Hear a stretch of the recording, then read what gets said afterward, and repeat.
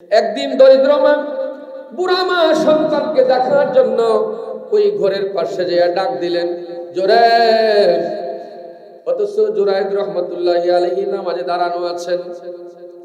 আল্লাহর ওলি হযরতে জুরাইদ ভাবলেন, আমি তো আমার প্রভুর ইবাদত বন্দেগী করছি।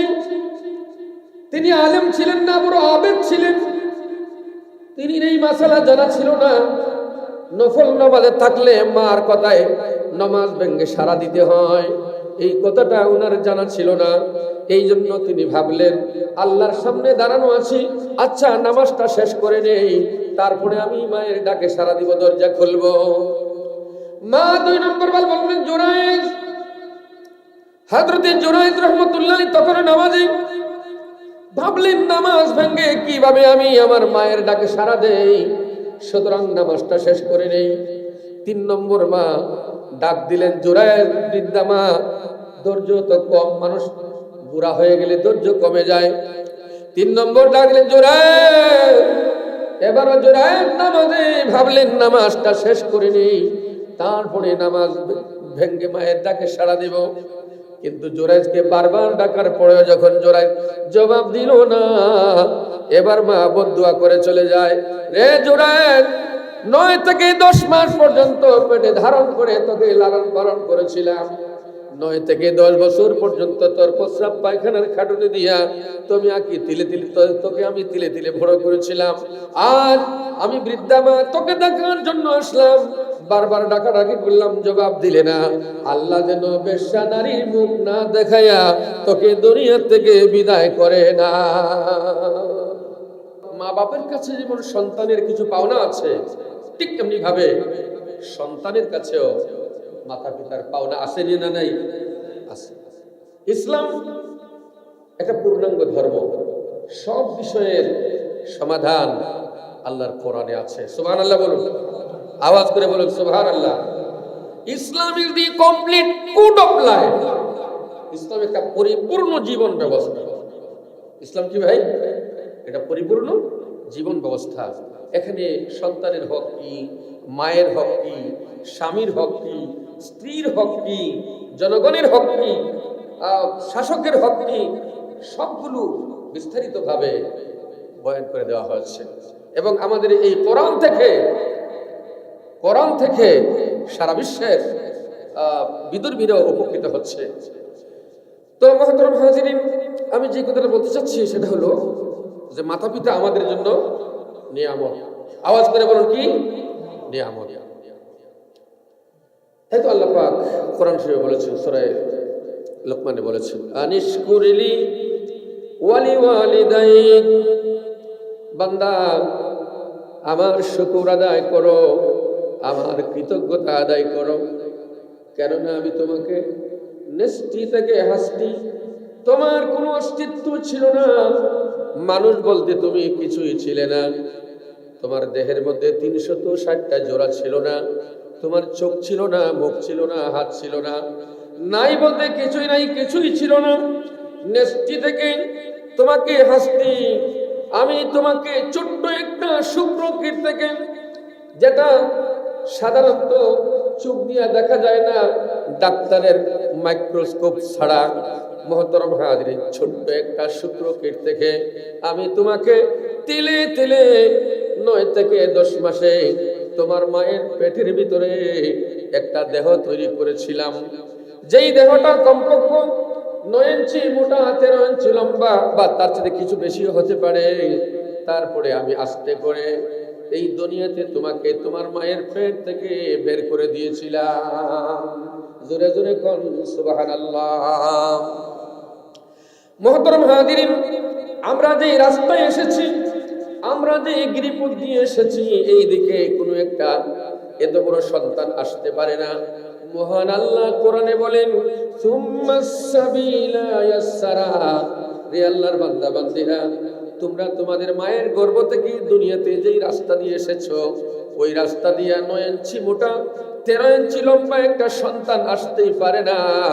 কিন্তু আমি আমার কুদরতকে সেখানে প্রয়োগ করে দিয়েছিলাম। তোমার মায়ের সংকট, তোমার মায়ের সংকীর্ণ গিরিপথটাকে আমি আমার কুদরত দিয়ে বড় করে দিয়া আমি আল্লাহ রাব্বুল আলামিন তোমাকে দুনিয়াতে পাঠিয়ে দিয়েছিলাম। জোরে জোরে কোন সুবহানাল্লাহ। দুনিয়াতে আসার পর এতদিন পর্যন্ত আমি মায়ের পেটের ভিতরে কুদরতি কায়দায় মায়ের শরীর থেকে তোমার শরীরে তোমার নারের মাধ্যমে রক্ত পুশ করে তিলে তিলে তোমাকে বড় করেছিলাম। এবার তোমার বাড়তি খাবারের প্রয়োজন, বাহ্যিক খাবারের প্রয়োজন। ওয়াহাদাইনাহুন নাজদাইন। আল্লাহ তাআলা বলেন, তুমি যখন দুনিয়াতে এসেছিলে এখন তোমার খাবারের প্রয়োজন।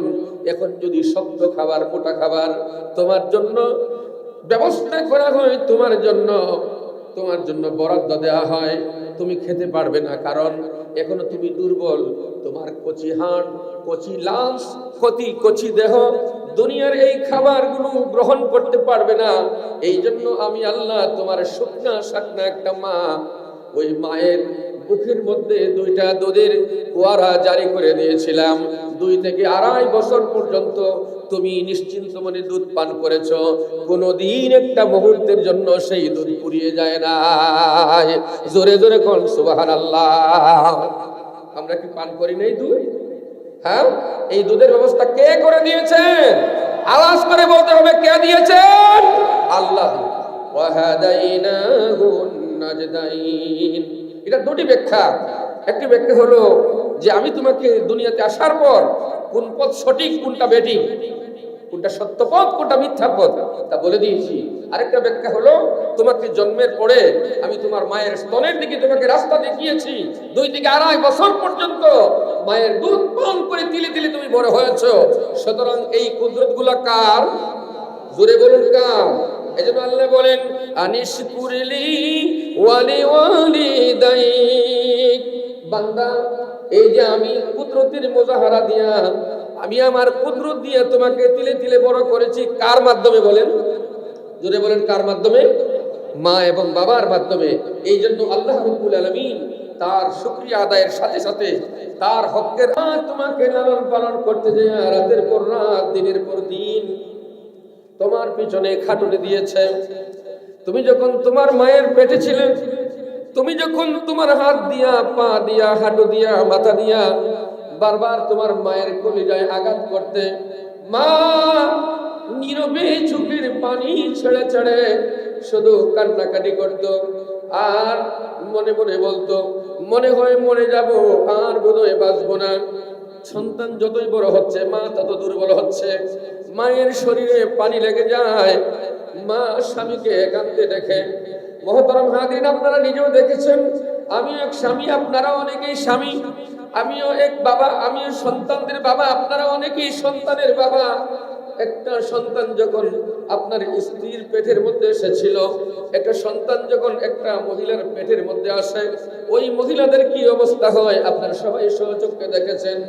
একসাথে খেতে বসেছেন, হঠাৎ করে মা প্লেট ধাক্কা দিয়া অন্য রুমে চলে যায়, নীরবে কেঁদে কেঁদে। মহতরম হাজিরিন, মনে মনে সংকল্প করে এবার বোধহয় আর বাঁচবো না, এই জীবনই বুঝি এই বছরই মনে হয় আমার জীবন শেষ হয়ে যাবে। মহতরম হাজিরিন, মাঝে মধ্যে স্বামীকে দেখে মাপ চায়, স্বামী হে আমার, দেখুন না আমার দুরবস্থা, শরীরে পানি লেগে গিয়েছে, দুর্বল হয়ে পড়েছি, হয়তো আমার জীবন লীলাসাঙ্গ হয়ে যাবে। স্বামী আমার জীবনে কোনো দুঃখ কষ্ট দিয়ে থাকলে আমাকে ক্ষমা করে দিয়েন। স্বামী আমার, আমাকে ক্ষমা করে দিয়েন। হাদিস শরীফে শুনেছি, কোন মহিলা যদি মারা যায় আর স্বামী যদি তার প্রতি খুশি থাকে, পরকালে নাকি 8টা জান্নাত তাকে আহ্বান করবে, আয় বান্দি আয়, তুই তোর জীবনে তোর স্বামীকে খুশি করেছিলে, স্বামীকে সন্তুষ্ট রেখেছিলে, এই জন্য পুরস্কার স্বরূপ তুই আল্লাহ তোর জান্নাতে চলে আয়। জোরে জোরে কোন সুবহানাল্লাহ। তো মহতরম হাজিরিন, একটা সন্তান যখন মায়ের পেটে আসে, মাকে কত কষ্ট করতে হয় একমাত্র মা ছাড়া পৃথিবীর কেউ জানে না। জোরে কোন ঠিক কিনা? এই জন্য আল্লাহ পাক বলেন, আনিশকুরলি ওয়ালি ওয়ালিদাইক। বান্দা, আমার কৃতজ্ঞতা আদায় কর, কারণ তোর কোনো অস্তিত্ব ছিল না। একটা ছোট্ট শুকর থেকে আমি তোকে তিলে তিলে বড় করেছি, এবং তুই তোর মায়ের পেটে আসার পর তোর মা অমানসিক নির্যাতন নিপীড়ন সহ্য করেছে। তোর মায়ের পেটে তুই যখন আঘাত করতে যেন তার মায়ের কলিজা ছেঁড়া কষ্ট, এই কষ্ট যদি রাতের উপরে দেওয়া হতো রাত দিন হয়ে যেত, দিনের উপরে দিলে দিন রাত হয়ে যেত, আকাশের উপর রাখলে আকাশ ভেঙে চুরি চুরমার হয়ে যেত, কিন্তু মা নীরবে সব দুঃখগুলো সহ্য করেছে। জোরে কোন ঠিক কিনা? এই জন্য আল্লাহ বলেন আনিশকুরলি ওয়ালি ওয়ালিদাই, বান্দা আমার শুকরিয়া আদায় করো, সাথে সাথে তোমার মা এবং বাবার শুকরিয়া আদায় করো। বাবার শুকরিয়া আদায় কেন করব? মুহতারাম হাজিরিন, আপনারা দেখেছেন যারা দরিদ্র বাবা, যারা মধ্যবিত্ত বাবা, আমরাও তো কৃষকের সন্তান, দেখেছি ফজরের নামাজের পরেই বাবা জমিনে চলে গেছেন, সারাটা দিন বাবা জমিনের মধ্যে পড়ে থাকছেন। ওই যে আকাশ থেকে বৃষ্টি আসছে, বৃষ্টিতে ভিজছে, আবার সূর্য উঠছে, সূর্যের তাপে বাবার কাপড় শরীর শুকিয়ে গেছে। দিনের পর দিন, রাতের পর রাত সন্তানের জন্য বাবা দিনকে দিন বলে নাই, রাতকে রাত বলে নাই। দেশ থেকে দেশান্তরে যায় আপনারা দেখেছেন সন্তান হওয়ার পরে বাবার মাথায় সব সময় এই জিনিসটাই খেলে, আমার মেয়েগুলোকে কেমনে বিয়ে দিব, ছেলেগুলোকে কেমনে বিয়ে করাবো, টাকা পয়সার তো দরকার। এই জন্য সবগুলো বিক্রি করে, স্ত্রীর গয়নাপত্র বিক্রি করে, বাবার গরুর বিক্রি করে, ছাগল বিক্রি করে কষ্ট করে বিদেশে চলে যায়। যারা বিদেশ গিয়েছেন, বিদেশের কি মজা একমাত্র তারাই বুঝবে, আমরা বুঝবো না। জোরে কোন ঠিক কিনা? সারাদিন কষ্ট করে 8 ঘন্টা 10 ঘন্টা 12 ঘন্টা ডিউটি দেওয়ার পরে আবার যখন এসে রান্না করে ভাত খাবে, আপনার বাবাই বুঝতে পেরেছে, এবং আপনারা যারা বিদেশে ছিলেন আপনারাই জানেন সেই কষ্ট, সেই বেদনা, এইটার কি যে বেদনা এবং কি যে কষ্ট। এই জন্য আল্লাহ পাক ইরশাদ করেছেন আনিশকুরলি ওয়ালি ওয়ালিদাই, বান্দা আমার শুকর আদায় করো, সাথে সাথে তোমার মা এবং তোমার বাবার শুকর আদায় করো। এই জন্য হাদিস শরীফে রাসূল করিম সাল্লাল্লাহু আলাইহি ওয়াসাল্লাম মাতা পিতার কিছু হকের কথা আলোচনা করেছেন। মা এবং বাবা সন্তানকে লালন পালন করার পর বাবা যখন বৃদ্ধ অবস্থায় উপনীত হয় অথবা জোয়ান অবস্থায় যদি বাবা দরিদ্র হয়, তাহলে সন্তানের কাছে মা বাবার কি কি পাওনা আছে হাদিস শরীফে আল্লাহর নবীজি গুনে গুনে উল্লেখ করেছেন। মুহতারাম হাজিরিন, আল্লাহ তাআলা কোরআন শরীফে বলেছেন ওয়াবিল ওয়ালিদাইনি ইহসানা। আমার আয়াত তিলাওয়াতকৃত আয়াতের প্রথম অংশে আল্লাহ পাক তার হকের কথা আলোচনা করেছেন যে ওয়া কাযা রাব্বুকা আল্লা তা'বুদু ইল্লা ইয়্যা ওয়া বিল ওয়ালিদাইনি ইহসানা। এটা শুধু সিদ্ধান্ত, এটা রেজুলেশন হয়ে গেছে, সিদ্ধান্ত হয়ে গেছে, এই পৃথিবীতে কোনো মানুষ আল্লাহ ছাড়া কারো বন্দেগী করবে না। জোরে কোন ঠিক কিনা? আল্লাহ ছাড়া কারো সামনে মাথা নত করা যাবে না, এটা আল্লাহ পাকের সিদ্ধান্ত। আল্লাহ ছাড়া আল্লাহর সাথে আর কাউকে শরীক করা যাবে না। ওয়া কাযা রাব্বুকা, বান্দা বন্দেগী করবে কার? আল্লাহর। ওয়া কাযা রাব্বুকা আল্লা তা'বুদু ইল্লা ইয়্যা, এটা আল্লাহ পাকের পক্ষ থেকে সিদ্ধান্ত গ্রহণ করা হয়েছে যে বান্দা আল্লাহ ছাড়া কারো বন্দেগী করবে না।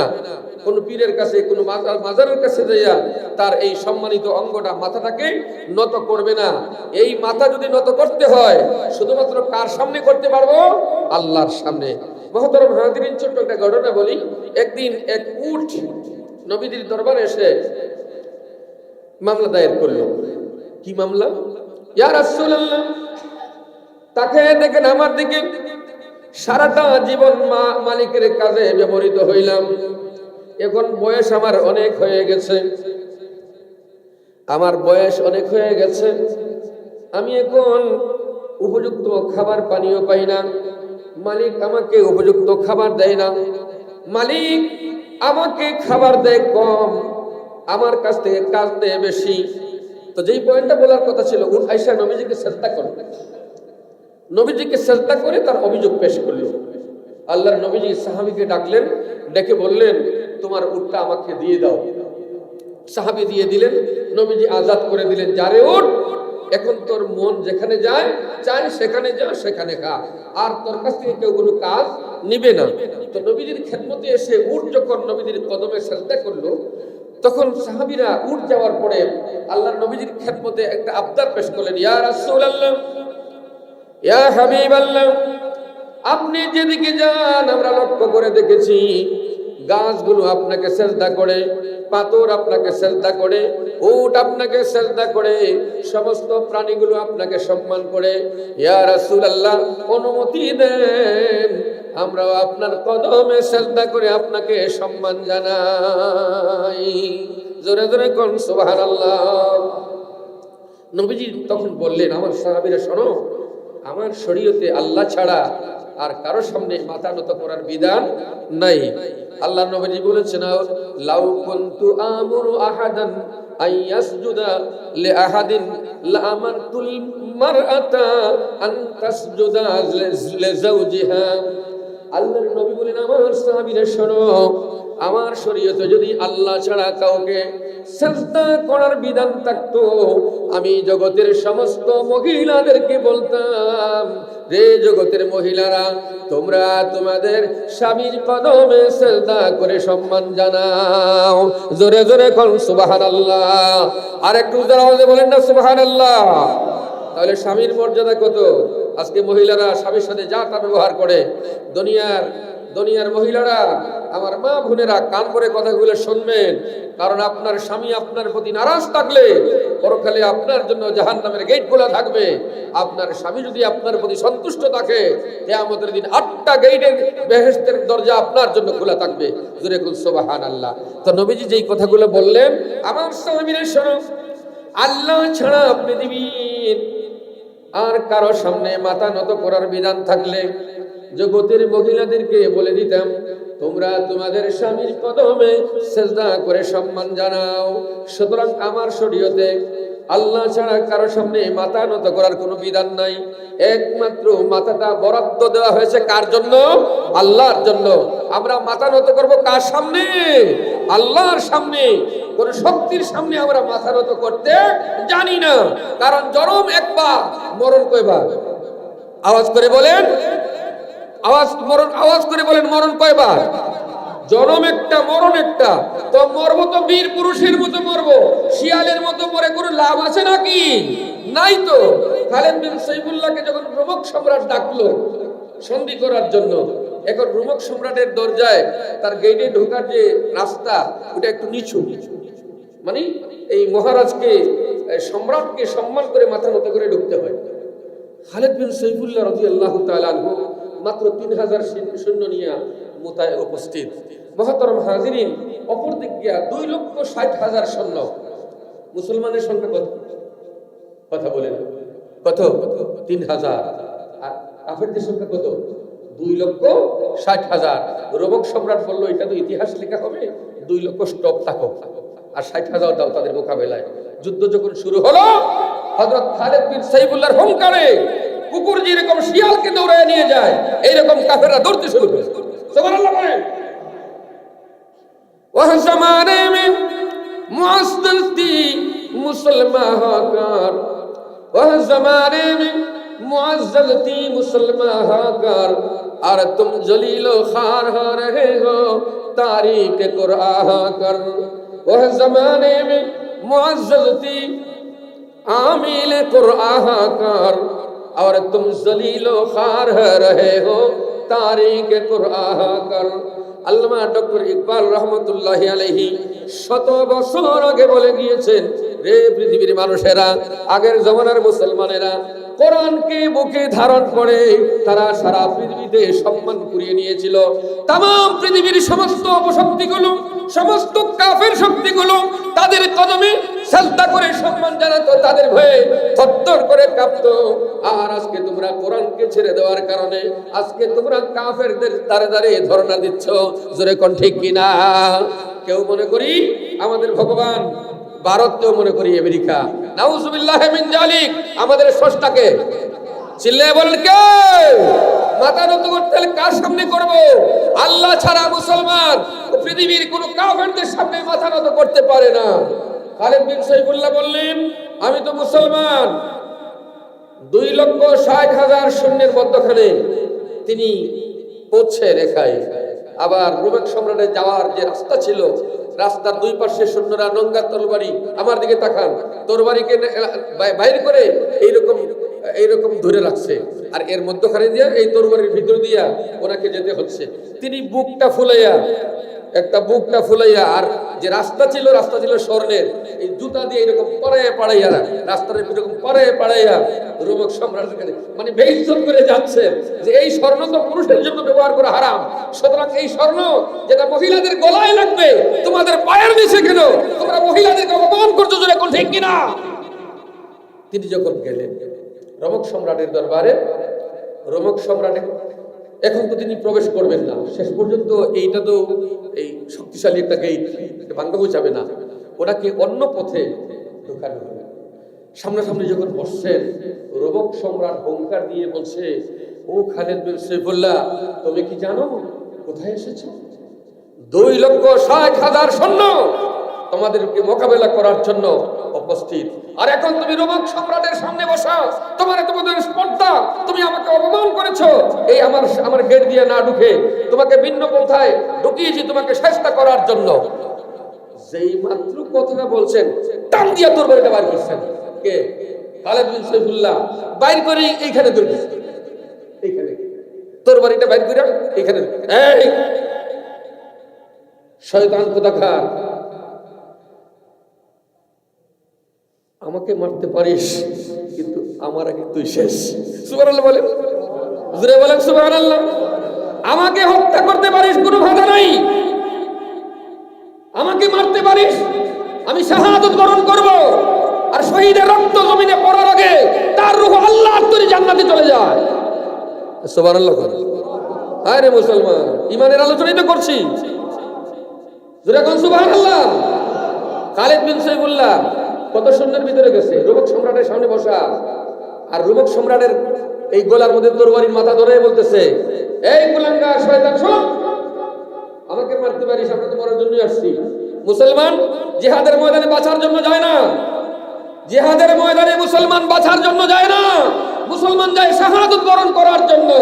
হযরত খালিদ বিন সাইফুল্লাহ 125টা যুদ্ধে অংশগ্রহণ করেছেন, কিন্তু ওনার শাহাদাত নসিব হলো না।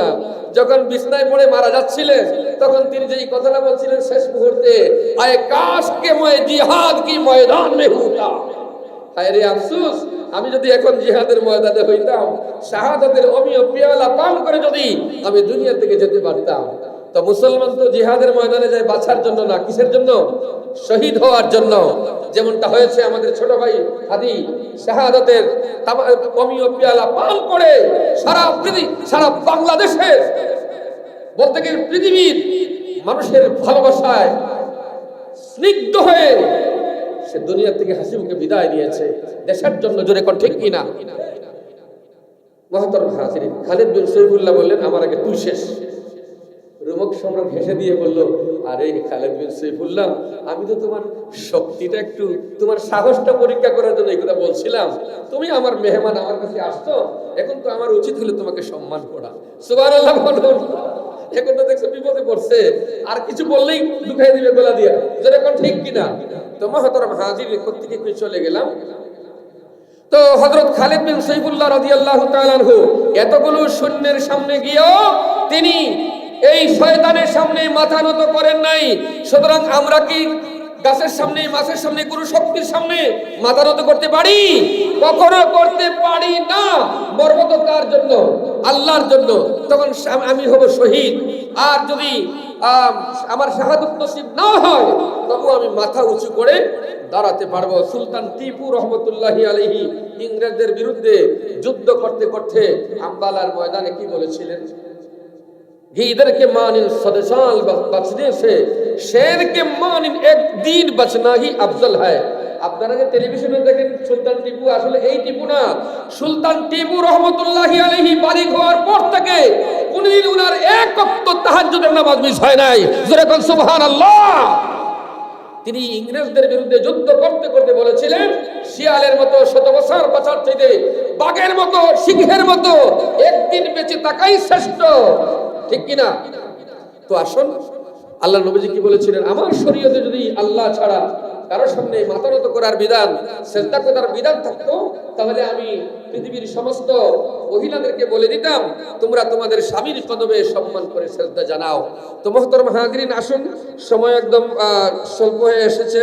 তো আমি যেই কথাটা বলতেছিলাম, আল্লাহর নবীজি মা বাবার কিছু হকের কথা বলেছেন। যেহেতু আমাদের খতিব সাহেব সন্তানের হকের কথা আলোচনা করেছেন, সেদিকে আর আমি যাচ্ছি না। মাতা পিতার প্রথম নম্বর হক হচ্ছে, মাতা পিতা যদি গরিব হয়, খুব ভালো করে শুনবেন, মা এবং বাবা যদি কি হয়, গরিব হয়, তাহলে মা এবং বাবার ভরণ পোষণ করা সন্তানের উপর ফরজ।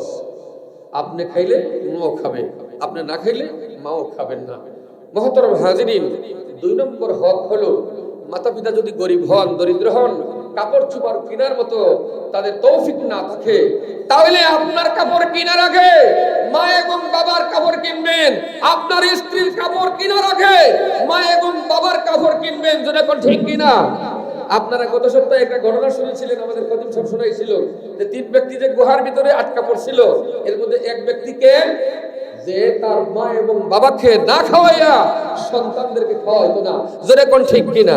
এটা তো বুখারী শরীফের ঘটনা উনি উল্লেখ করে বলছেন যে এই 3 ব্যক্তি যে এই মৃত্যুর হাত থেকে মুক্তি পাইল, এর মধ্যে একজন ছিল, তিনি আপনার বকরি ছড়াইতেন, বিকাল বেলায় বকরিগুলো দহন করে আগে মা বাবাকে খাওয়াইতেন, তারপরে সন্তানদেরকে। একদিন দেরি হয়ে গেল, আস্তে আস্তে এসে দেখেন মাতা পিতা ঘুমাইয়া পড়ছে, সন্তানরা চিৎকার করছে, দুধ দহন করছেন, তখনও সন্তানকে তিনি দেন নাই। মা বাপ জাগ্রত হয়েছেন, মার বুকে দুধ দিয়া তারপরে সন্তানকে দিয়েছেন। চিৎকার করে বলেন সুবহানাল্লাহ। এই জন্য কিয়ামত পর্যন্ত তার এই সোনালী ইতিহাসকে আল্লাহ হাদিসের কথায় উল্লেখ করে দিয়েছেন। চিৎকার করে বলেন সুবহানাল্লাহ। সুতরাং আমরাও যদি আমরা মা এবং বাবাকে এরকম খেদমত করতে পারি, আল্লাহ পাক আমাদের ইতিহাসও কিয়ামত পর্যন্ত সৃষ্টি করতে পারেন কি পারেন না? এই জন্য আমরা মা এবং বাবাকে সবসময় অগ্রাধিকার দিব। ঈদ আসলে পরে বা যে কোনো সময়ে আমার মার কাপড় যখন ছিঁড়ে গেল, বাবার কাপড় যখন ছিঁড়ে গেল, সন্তানকে দেওয়ার আগে, আমার স্ত্রীকে দেওয়ার আগে আমি আমার মায়ের কাপড় কিনবো, আমার বাবার কাপড় কিনবো। পারবেন তো ইনশাল্লাহ? পারবেন তো ইনশাল্লাহ? করবো তো আমরা ইনশাল্লাহ। আগেই বলছি, যার ঘরে মা আছেন, যার ঘরে বাবা আছেন, তার মতো বড় কপালওয়ালা ভাগ্যবান আর কেউ নাই। কেননা হাদিস শরীফে এসেছে, আরে ভাই কয় রাকাত নামাজ আমরা পড়তে পারি আর কয়টা হজ আমরা করতে পারি? আল্লাহর নবী বলেছেন, কেউ যদি মা এবং বাবার দিকে নেক নজরে তাকায়, একটা কবুল হজ, এক কিতাবে লেখেন 70টা কবুল হজ্জের সওয়াব তার আমলনামায় লেখা হয়। জোরে বলুন সুবহানাল্লাহ। আরো আসতে বলুন সুবহানাল্লাহ। যদি শূন্য লাই, জোরে বলেন সুবহানাল্লাহ। আরো জোরে বলেন সুবহানাল্লাহ। মুহতারাম হাজিরিন, এই জন্য আমাদেরকে কি করতে হবে? সবসময় চেষ্টা রাখতে হবে মা এবং বাবার দিকে আমরা যেন নেক নজরে তাকাতে পারি। মুহতারাম হাজিরিন, মা এবং বাবার দিকে নেক নজরে তাকাইলে কবুল হজ্জের সওয়াব পাওয়া যায়। তারপরে কি বললাম? কাপড় চোপড়ের কথা। তারপরে হলো চিকিৎসা।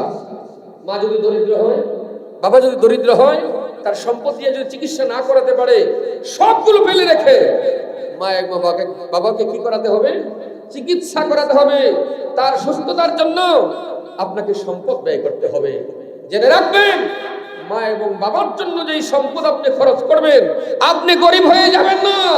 আপনার মা এবং বাবা যদি অন্তর দিয়ে একটা দোয়া দেয়, আল্লাহ এই দুনিয়াতে আপনাকে কোটিপতি বানিয়ে দিতে পারেন। জেনে কোন ঠিক কিনা?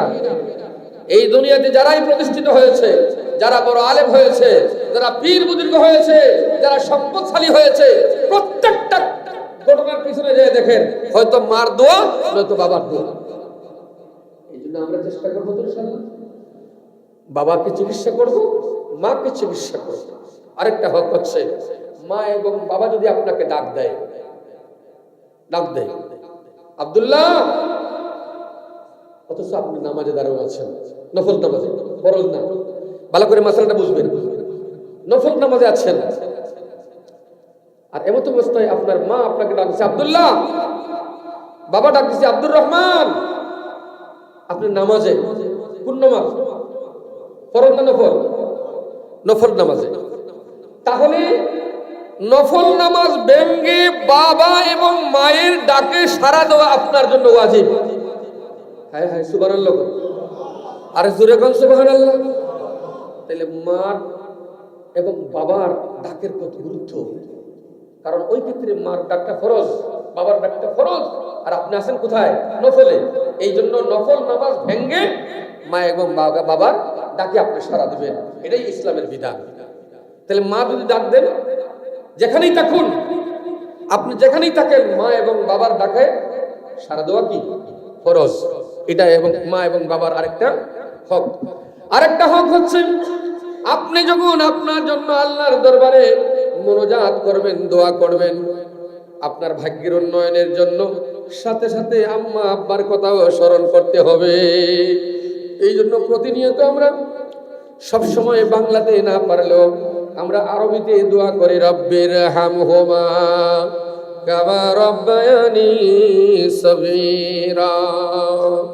পরের সময় রব্বির হামহুমা কামা রব্বায়ানি সগীরা। মুহতারাম হাজিরিন, মা এবং বাবাকে ডাকে যদি আপনি সাড়া না দেন, কি হবে আপনার? হাদিসের পাতায় গুরুত্বপূর্ণ একটা ঘটনা উল্লেখ করা হয়েছে। বনি ইসরাইলের একজন বড় ওলি ছিলেন, নাম ছিল জুরায়েজ। জুরায়েজ রহমতুল্লাহি আলাইহি জঙ্গলের পাশে ছোট্ট একটা ঝুপড়ি ঘর বানায়া সার্বক্ষণিক আল্লাহ তাআলার ইবাদত বন্দেগীতে লিপ্ত থাকতেন। একদিন দরিদ্র মা, বুড়া মা সন্তানকে দেখার জন্য ওই ঘরের পাশে যেয়ে ডাক দিলেন, জুরায়েজ। অথচ জুরায়েজ রহমতুল্লাহি আলাইহি নামাজে দাঁড়ানো আছেন। আল্লাহর ওলি হযরতে জুরায়েজ ভাবলেন, আমি তো আমার প্রভুর ইবাদত বন্দেগী করছি। তিনি আলেম ছিলেন না, বড় আবেদ ছিলেন। তিনি এই মাসালা জানা ছিল না, নফল নামাজে থাকলে মার কথায় নামাজ ভেঙ্গে সাড়া দিতে হয়, এই কথাটা ওনার জানা ছিল না। এই জন্য তিনি ভাবলেন, আল্লাহর সামনে দাঁড়ানো আছি, আচ্ছা নামাজটা শেষ করে নেই, তারপরে আমি মায়ের ডাকে সাড়া দিব, দরজা খুলবো। মা 2 নম্বর বার বললেন, জুরায়েজ। হযরতে জুরায়েজ রহমতুল্লাহ তখন নামাজে, ভাবলেন নামাজ ভেঙ্গে কিভাবে আমি আমার মায়ের ডাকে সাড়া দেই, সুতরাং নামাজটা শেষ করে নেই। 3 নম্বর মা ডাক দিলেন, জুরায়েজ বৃদ্ধা মা, ধৈর্য তো কম, মানুষ বুড়া হয়ে গেলে ধৈর্য কমে যায়। 3 নম্বর ডাক দিলেন, জুরায়েজ। এবারও জুরায়েজ নামাজে ভাবলেন নামাজটা শেষ করে নেই, তারপরে নামাজ ভেঙ্গে মায়ের ডাকে সাড়া দিব। কিন্তু জুরায়েজকে বারবার ডাকার পরেও যখন জুরায়েজ জবাব দিল না, এবার মা বদদুয়া করে চলে যায়, রে জুরায়েজ, 9 থেকে 10 মাস পর্যন্ত পেটে ধারণ করে তোকে লালন পালন করেছিলাম। 9 থেকে 10 বছর পর্যন্ত তোর প্রস্রাব পায়খানার খাটুনি দিয়া তোকে আমি তিলে তিলে বড় করেছিলাম। আজ আমি বৃদ্ধা মা তোকে দেখার জন্য আসলাম, বারবার ডাকাডাকি করলাম, জবাব দিলে না। আল্লাহ যেন বেশ্যা নারীর মুখ না দেখাইয়া তোকে দুনিয়া থেকে বিদায় করে না। জেনে রাখবেন, মা এবং বাবা ভালো দোয়া করো আর খারাপ দোয়া করো, যেটাই করো সন্তানের হকে কবুল হয়ে যায়, সাথে সাথে আল্লাহর দরবারে সেই দোয়া মঞ্জুর হয়ে গেছে। এবার কি ঘটনা? এবার ঘটনা হলো, মা যখন চলে গেছেন, মার ডাকে তিনি সাড়া দিতে পারলেন না। অপর দিক দিয়ে ছেলে মেয়েরা একত্রে গরু ছাগল রাখালি করত। ওই মাঠে ময়দানে কয়েকটা বখাটে রাখাল একটা মেয়ের সাথে জিনা করেছে। ওই যুগে তো আল্ট্রাসোনোগ্রাফি ছিল না, সন্তান মায়ের পেটে নষ্ট করার কোনো পদ্ধতি তাদের জানা ছিল না। মেয়েটার পেটে বাচ্চা এসেছে। এবার ওই বখাটেরা মিলল ওই মহিলাটাকে বাধ্য করলো, তুই আমাদের খবর, আমাদের নাম বললে তোকে দুনিয়া থেকে উঠাইয়া দিব। মহিলা বলল, তোমরাই তুই কাজ করছো, তোমরাই তুই কাজ করছো, আমি তোমাদের নাম বলবো না, কার নাম বলবো? এবার ওই জিনাকুর ওই বখাটে মহিলাকে বলতেছে, তোকে একটা সুন্দর পদ্ধতি শিখাই দেয়, একটা সুপথ শিখিয়ে দেই, তুইও বেঁচে যাবে, আমরাও বেঁচে যাব। ওই যে জঙ্গলের ভিতরে ওই জুফরি ঘরের মধ্যে একজন মোল্লা বেটা থাকে। মোল্লারা দুর্বল তো, হ্যাঁ, এরা যাতাইতে সবাই আরাম পায়, মোল্লাদের যাতাইতে সবাই আরাম পায়, কিন্তু পীরের মায়ের পয়লা রাত বা শেষ রায়। আরে মোল্লাদের গায়ে হাত দিয়ে দেখো মিয়া, 14 গোষ্ঠী ধ্বংস হয়ে যাবে যেরকম, ঠিক কিনা? আর হয়েছে তো, যারাই যখন হাত দিয়েছ সব শেষ হয়ে গিয়েছে। আল্লাহর ওলির বিরুদ্ধে ওই মহিলা অপবাদ তুলে দিল। যখন তার পেটে বাচ্চা আসলো এবং সন্তান প্রসব হলো, সন্তান প্রসব হওয়ার পর যেই মালিকের বান্দি ছিল, এই তোর তো বিয়ে শাদী হই নাই, সন্তান পাইলে কই? কই আর কি কই? এই যে মোল্লা বেটার কারবার। নাউজুবিল্লাহ বলেন, আওয়াজ করে বলেন নাউজুবিল্লাহ। আরে এটা মোল্লা বেটার কারবার। কই কি বলে? হ্যাঁ, এমনি মালিক আরো গুন্ডা ফান্ডার সাথে লইয়া সব যাইয়া মোল্লা বেটার গড়টর ভাঙ্গে একদম শেষ করে দিয়েছে। মুহতারাম হাজিরিন, এবার আল্লাহর ওলি বিপদে পড়ে গেলেন, জিনার তহমত দেওয়া হলো। এখন কি করে বাঁচি? আল্লাহ পাকের পক্ষ থেকে ওহী করা হলো, এরে আল্লাহর বান্দা, তুমি যে তোমার মায়ের ডাকে সাড়া দিছিলে না, এই জন্য তোমার মা তোমাকে বদদুয়া করেছে, সুতরাং এখন তোমার মায়ের কাছে গেলেই তার সমাধান হবে।